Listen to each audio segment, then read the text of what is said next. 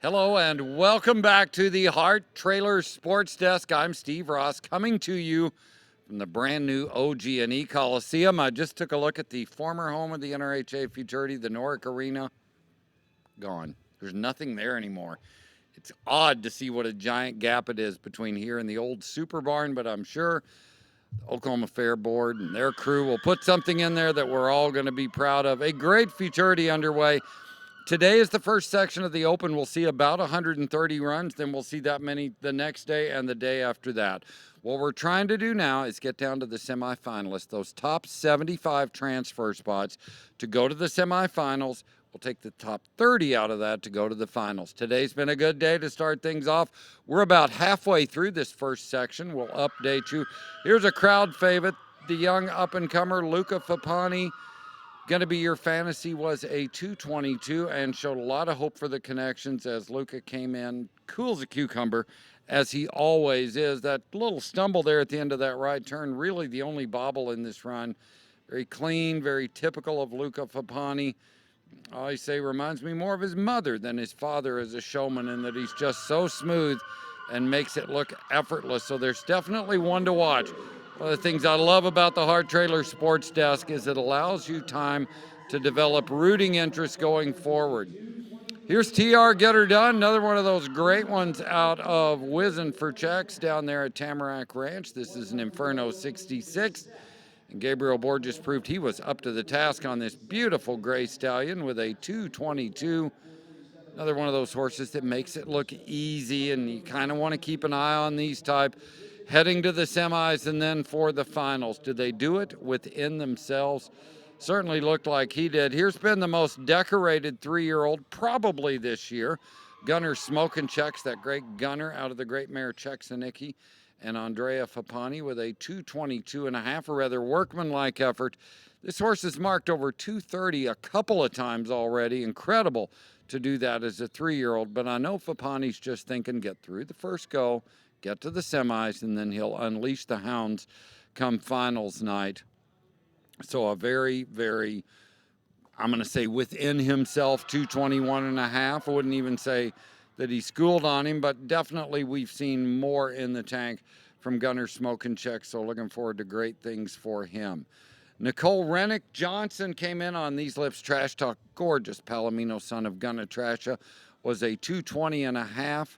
I know everyone in the Northwest known what Nicole is capable of for a long time. She's starting to show the rest of the world now, and this is a big, powerful stallion. I love the way Nicole presents her horses in the show pen. Makes it easy for the judges to evaluate what she's doing, and they're usually doing a lot. These Lips Talk Trash, no exception here. Here's Jack Daniels and Jukebox Hero, also coming in knocking out a 220.5. He's a part of that dynamic duo along with Casey O'Rourke that wound up on top this year. We'll see a little something from her later on as she attempts to defend her title, but Jack doing his part to keep the family dinners happy and talkative with a 220.5 on Jukebox Hero. Another very precocious looking 3-year-old, a lot of size, a lot of physicality. And here now the other half, a black tie affair. For 13 Moonstruck, a 220.5, royally bred here, a sparkling, or not a sparkling vintage, a vintage smoke rather, out of the great mare. She's out of your league. So no surprise that black tie affair would display the kind of talent that he did in this first go-round, first section. And I know Casey O'Rourke, after that big win on the Fireman last year, happy to come back and prove it was no fluke. Here's a team that went early this morning you're going to want to watch for. Really pretty son of Shiner's Voodoo Doctor. We know they have the mental makeup to show here at 3. This is the great trainer Mirko Medilli, and he's a crafty devil putting down that 220 on this son of Voodoo. I believe this is a Janice Laney horse as well up there at Seven Lakes Ranch, where Mirko is the head trainer. And a horse that, to me, can improve off this 220 effort easily. Crowd favorite here for the great Todd Crawford and Colonel Chrome Spook. Todd made himself quite a name in the reining, as focused primarily on the cow horse for the last 10 years or so. But anyone that knows what a masterful trainer he is going to be impressed by the run Todd Crawford put together on Colonel's Chrome Spook. Once again, an easy 218. That's going to be fairly close to making that top 75 into the level 4 open. but Todd eligible for the level 3 now, so he's going to have a lot of opportunities to win checks this week. As I said, we're about halfway through the first section of the first go-round. Who we got in there right now? We're looking at Rodrigo Nieves. If you have not been to the OG&E Coliseum, this is an incredible venue to watch a sporting event, whether it's a horse show or anything else.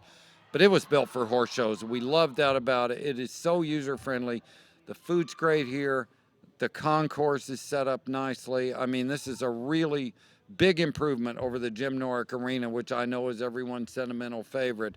But in terms of amenities and just making the event enjoyable to watch, if you can't come to the Jim Norick Arena, please join us right here. We'll have the finals on Saturday night in the non-pro and the open on Sunday night in the level 4. The rest of it will all be streamed live right here at the NRHA's website.